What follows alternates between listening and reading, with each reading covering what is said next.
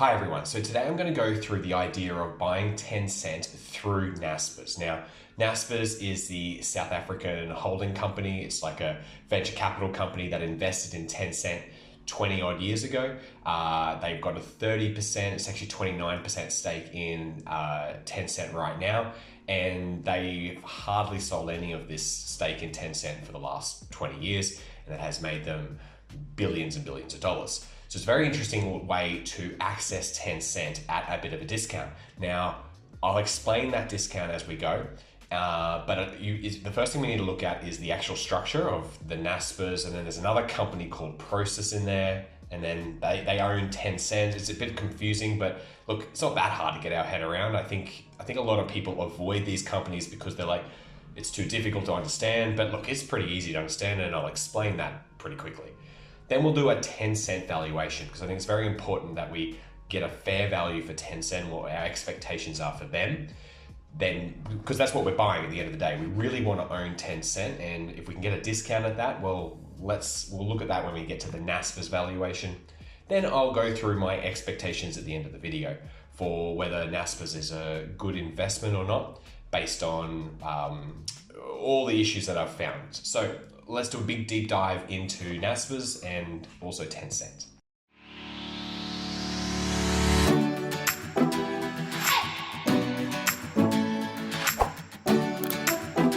All right, so here's the structure. It looks a little bit like this. There's Tencent, which is over here. We obviously know what Tencent is. It's the company in China listed on the Hong Kong Stock Exchange. Now, the first layer is this company called Prosus. Now, this is actually a recent company spun out from Naspers. As you can see, Prosus, it says here, they hold 31% of Tencent. It's actually 29% now because they've actually sold down, I've just written down here, they've sold down 2% in the last 3 or 4 months or something like that. Then Naspers owns 72% of Prosus. Now, you might be wondering, why the hell would they do any of this? Like, that makes no sense. The problem was that there was this big discount between the Naspers stock price and the asset that they held in Tencent. And they've been trying to unlock this value somehow, which we'll talk about a lot in this video. So the idea was that because Naspers is listed on the Johannesburg Stock Exchange in South Africa, a lot of people don't have access to the South African Stock Exchange to start with. Also, people think there's a lot of political risk in South Africa, and there's a lot of issues with investing their money in the South African currency, which is called the Rand.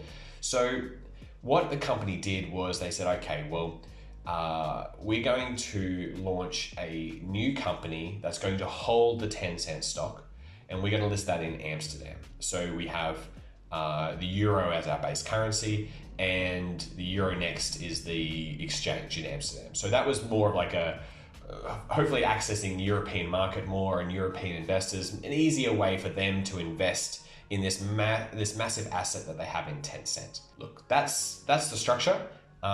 It's just takes a few little extra layers of multiplication and mathematics when we work out the valuation. It's really not that hard. I'll explain as we go. But what we really need to do first is we need to look at Tencent. So let's do that. So Tencent is a beast. They have not just, now WeChat is what you probably know of when you think of Tencent, and they have lots of other assets that they generate a lot of revenue from, WeChat being their big one. Now, they're really an investment company at the same time. Let me explain. Now, here's a list of all the holdings that Tencent currently have a stake in. This is unbelievably impressive, and there's some companies here that you're going to want to own yourself. Maybe you've investigated these yourself already. I've definitely investigated some of these. For example, I've looked at C Limited before. They own a little over 25% of C Limited. Now, C Limited is the company that owns Shopee, which is the e-commerce giant of Indonesia and Southeast Asia. Then you've got JD.com. They own 18% of JD.com. So JD.com is the Amazon equivalent in China. They compete with Alibaba. JD's growing very well. C Limited's growing very well. Then you've got Pinduoduo, another amazing e-commerce story out of China. They own nearly 17% of that company. Then we have some names that you definitely are going to be familiar with. For example, they actually own 5% of Tesla. I didn't know that until I looked at this, but who knows where Tesla is going? And Tesla could be the greatest company of all time. It could be massive, and they own 5% of that company. So all the upside is theirs. Okay, yeah, there's some downside potential. Tesla is obviously overvalued, so saying its current value at $32 billion, maybe that shrinks a little bit. Then we have, what are some other companies here that we know of? Snap. Yeah, so we know of Snap. They have 12% of them. They own 10% of Universal Music Group. It's a very interesting company because the Bill Ackman's SPAC has just acquired a chunk of this company as well. Spotify, 6.8%. Activision Blizzard at 5%. What else we got down here? We got some very interesting companies. We've got Flipkart, they own 5% of that, and that's in the India e-commerce company. That's a really interesting company. They own 5% of it. Anyway, as you can see, there's a lot. Afterpay in Australia, I'm pretty familiar with that company. They own 5% of that. There's some amazing companies in here, and a lot of gaming companies. So Ubisoft, they own a piece of. There's some really interesting stuff here, and the list goes on and on and on. Look, I'm gonna just show you here. They own Roblox, by the way. This is just the top. This is 100 stocks. They actually own somewhere, I think it's like 700 different investments all over the world in e-commerce, gaming, media, logistics, healthcare, lots of different things. This is a massive holding company, and you're getting, I think this is the hidden asset when we look at the valuation, which I'm going to go to now. Okay, so what I'm going to do first for the valuation is I'm going to just try to find what I would say is their fair valuation, like just of their operating business. Now, what I just showed you before, there's probably 350, maybe $400 billion in investments that I'm not going to include in this particular part of the valuation, not yet. I'm going to add it in a second. I'm even just going to call it 300 billion because I think a lot of the stocks that they own, some of them are definitely overvalued. So, and some of them are going to grow a lot. I don't really know. It's currently about 350, 400 billion, but I'm just going to call it 300 billion to be safe. Now, what I also did was I went and had a look at their 10-year free cash flow growth rate. So I just went and found their free cash flow from 10 years ago and the free cash flow for today. And it's been growing at 35% per annum. Now, I think that is, firstly, it's incredible. That's an amazing free cash flow growth rate. Saying that can happen for the next 10 years is pretty extreme, considering it's getting pretty big. But let's scale that down to 25% and then 15% for over the next 5 years, and then the 5 years after that. So my return on investment goal, so the discount rate is just 10%. Now that's because we're just trying to find a fair value, what I think the market probably should be valuing it at. Then the multiple we can sell it for after 10 years is a multiple of free cash flow. At the moment, it's well above this, but I think 20 is about market average for a tech company. I think that's probably fair. Then we've got the free cash flow number, the shares outstanding, the total cash, and the total debt. Again, remember, this is just the operating business, not the assets not some of the investment assets. So you'd want to buy the operating business at about $105 per share. Then we add in that equity portfolio. So it's the same numbers, but I've just added in, it's just like they've got this massive asset, which is quite liquid because it's stock in companies. They could sell that at any moment. So we're going to call that just like additional cash, an extra 300 billion in cash. So same numbers. Now a fair valuation of the company. This is what I think the fair value of the company is about $135 US. Now, what would I actually buy the company at? So what I've done here is use all those same numbers again, but my discount rate I've changed to 30%. Now that's massive. Now, the reason I put it up so high, up to 30%, is because that's going to incorporate a margin of safety, because I would love to get something like 26%, 20%, somewhere in that range. So if I say I'm going to get 30%, well, that builds in a lot of margin of safety, because if you compound anything at 30% compared to even 26%, it actually makes a really big difference. So if I go for 30%, well, that's nice and safe, and that's nice and conservative in my eyes. So I'd want to buy it at about $56, $55 per share. That would be what I think the target buy price would be for me for Tencent. Here's my little summary here of Tencent. I think it's one of the best companies in the world. They have amazing cash flow. They have amazing cash flow generative business. They have a proven management team with a very long-term minded investment philosophy. They have all the Asia tailwinds behind them that is going to push them forward into, well, the next decade or two at least. Look, Southeast Asia and China is growing very quickly, and the population there is massive, and they're really just getting accustomed to buying things online and using online tools. And that's the area that I think of the world that is going to be very critical over the next 10 years in terms of like e-commerce and things like that. And I think that Asia tailwind is going to drive a lot of growth. They're investing into the future. So a lot of their companies that they invest in are things that might not even come to fruition for 10 years. And I think that's actually a really great mindset, because that's something that I want to be invested in as well for the long term. I think they have massive competitive advantages in many areas. Just having WeChat, for example, they pretty much launched Pinduoduo, which is the rural e-commerce platform of China. They launched that just with WeChat, pretty much. They just started pumping it out on WeChat all throughout China, and it turned this very small little company into a $100 billion company within a few years, just because of the power of WeChat. And I think that gives them a massive competitive advantage. They're, as Monish Pabrai would say, an apex spawner, having just all these different things that they've got there. They're a conglomerate, so they're having all these different things that they kind of can create new businesses out of nothing. They can go in any different field they want, and this makes them an apex spawner. This is what Monish Pabrai would say is the best of the best in terms of long-term return potential for us as investors. They have strong growth rates. They've really strong growth rates for a big company. That 35% free cash flow growth rate for the last decade is fantastic. And even, look, I said 25% for the next 5 years. They could beat that. Maybe they're not going to go quite as good as that, but that's really strong for such a big company. I think they're probably the best company in the world, and their price, it's about $75, $77, depending on which day you're watching this. I think the price is actually not too bad. I said I'd buy it at about 55. So 75, 77, that's not that far away. I think maybe I could be wrong in some of my valuations, so it's not that far away. So Prosus owns Tencent, remember, and Naspers owns Prosus. So by owning Naspers or Prosus, you're going to be owning Tencent indirectly, but you still own Tencent. So why not Prosus instead of Naspers? So the differences are that Prosus is on the Amsterdam Stock Exchange, Naspers is on the Joburg. Now they actually have the same management team, the same CEO, the same people running the show. So I don't actually see any additional benefit of owning Prosus over Naspers. And since Naspers, which we'll go through later, has a bigger discount, I'm just going to focus on Naspers. That's my opinion. Look, you might prefer Prosus because it's based in maybe the euro currency. Look, you can actually buy Naspers in US dollars, which I'm going to show you later as well. So look, I don't see any benefit here. I'm going to take the bigger discount, which is in Naspers, and that's what I'm going to focus on. Naspers owns about $155 billion worth of Tencent stock. If we sort of do the calculation of how much they own of Prosus and how much Prosus owns of Tencent, the Naspers stake in Tencent is about $155 billion.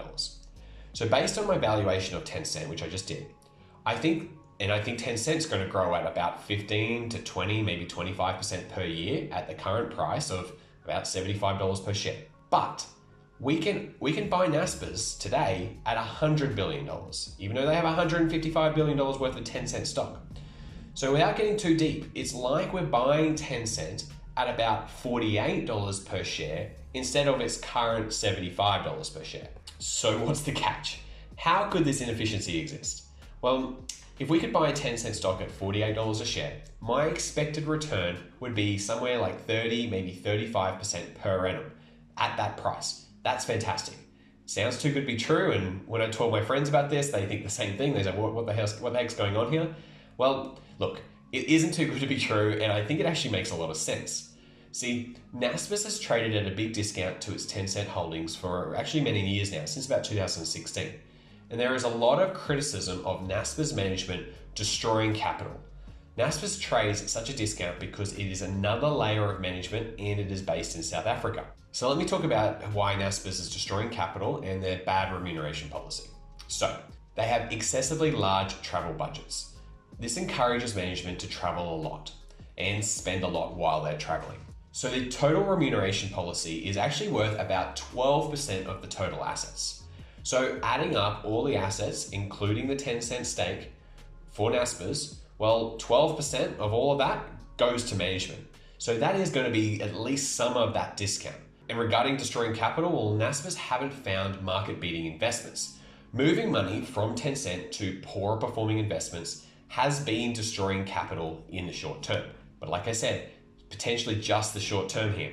Naspers is a VC firm, a venture capital firm, where investments can take many years, if not decades, to fully bear fruit. Here is some of the big Naspers and Prosus assets that they own. Now, some of it's, here's obviously the Tencent part over here. And then you've got Mail.ru, which is a public company as well. So they actually own about, 27% of Mail.ru. That's the Russia Gmail equivalent, really. So they have Udemy, which is an online course company. They have SimilarWeb, which is a web tool for researching website data. PayU, which is one of the largest online payment services in India, and a prominent position actually in about 17 countries. They have Letgo. I don't think it's on this list, but they had Letgo, which is an app with like 75 million downloads, and it's become a top destination for buying and selling unwanted stuff in America. iFood, in a Brazilian food delivery company. Swiggy, which is an Indian food delivery startup. Then they got OLX Group, which is a massive classifieds website. I think it's the biggest websites for classifieds in India, Poland, and Brazil. So there's some really interesting assets here, and they have a lot of things that are very valuable. So saying that this is worth zero, I think is not fair on Naspers as a whole. And this is why I think it's not fair to give these assets zero value, because even though a lot of analysts out there have been giving this zero, all these assets, they've been saying that, oh, you just get all this stuff for free. Well, I think that's not fair. I think we need to add this in, because look at these growth rates of some of these areas. So we've got the last 5 years, the growth rates have been for the classifieds part of their business is at 43%. The food delivery business is growing at 145% per annum. The payments and fintech sections is PayU, that's 33%. Then you've got the edtech and the ventures areas, their 2021 results have greatly improved on 2020, up 56 and 45% respectively. So these areas are growing quickly, and these are going to be big companies one day. So let me put all this together and try to put a valuation number on Naspers. So let's start at the top here. They have that $155 billion asset in Tencent stock. Now, Naspers claim in their presentation that they have about $71 billion in all of those assets that is not Tencent and Mail.ru.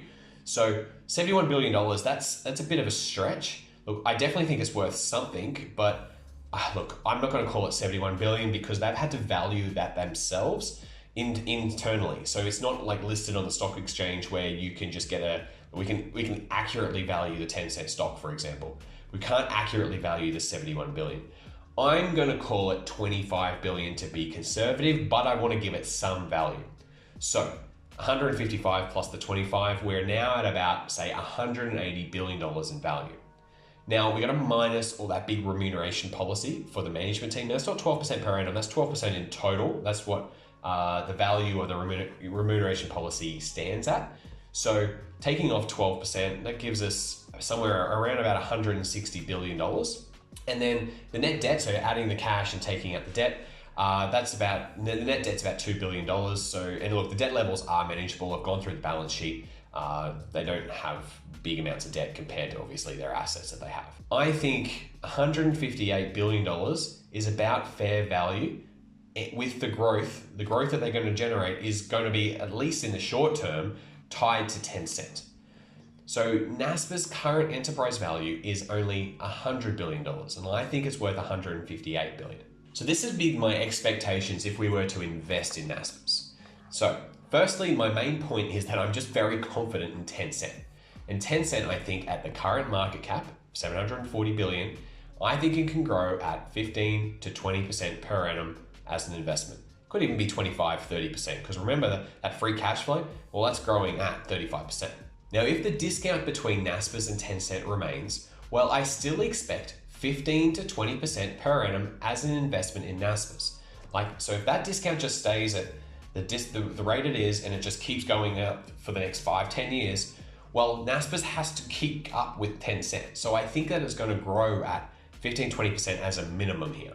And if the discount does reduce because Naspers starts to, say, earn the trust of their investors, or maybe they decrease their remuneration policy, or maybe some of those other assets start to become very profitable, then I think returns could be as high as 35% per annum. There's actually even more upside than that.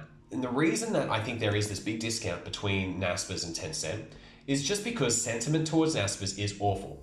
Activist investors are desperately trying to pressure Naspers into ways to unlock this value. And this is what it's looked like for the past, well, this is 2016, 17, and 18. And as you can see, the discount started to be seen in 2016, got worse in 2017, 2018. In 2019, it was about a 34% discount. Right now, it's about a 37% discount by my calculations. So it hasn't really changed over the past, say, 4 years.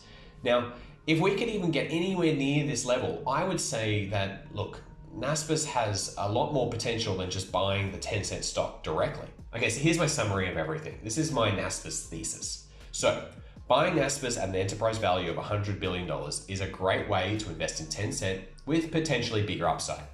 They have many potential moonshots in both Naspers and Tencent that can drive stock prices higher.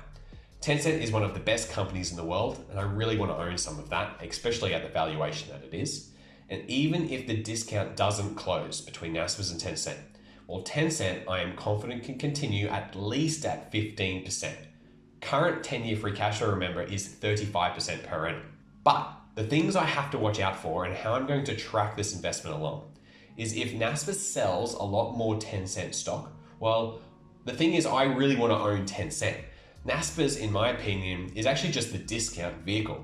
So if Tencent is not part of Naspers anymore, I'm definitely going to sell my Naspers stock and move it into Tencent directly. If Naspers does close the gap between itself and Tencent to say within 15%, well, I actually still prefer Tencent, and I would sell my Naspers and move it to Tencent directly. There's no need to have this extra layer of management and that remuneration policy and the decisions that they make when I really just want to own Tencent. And if I'm not getting a big discount for it, well, I don't really want Naspers. I really just want Naspers for their discount. So that's how I'm looking at this, this arrangement between the Naspers Tencent situation. It's a really interesting opportunity and something that I actually think I'm going to put some money towards. Now, about 6 months ago, I actually made a video where I went into a lot more detail about the Naspers management team, the structure of all of this and how it all kind of works. So look, I didn't want to repeat myself. So go back and watch that video where I talk about the management team and stuff like that. And then that'll hopefully give you a far clearer picture on what's actually going on here. Today's video was more about an updated valuation on both Tencent and my Naspers thesis because I think I'm about to put some money in. So I hope you enjoyed this video, and if you did, please hit the like button for me so I can get some feedback on whether this was a good or a bad video. The likes do help the video spread to more people who might be interested.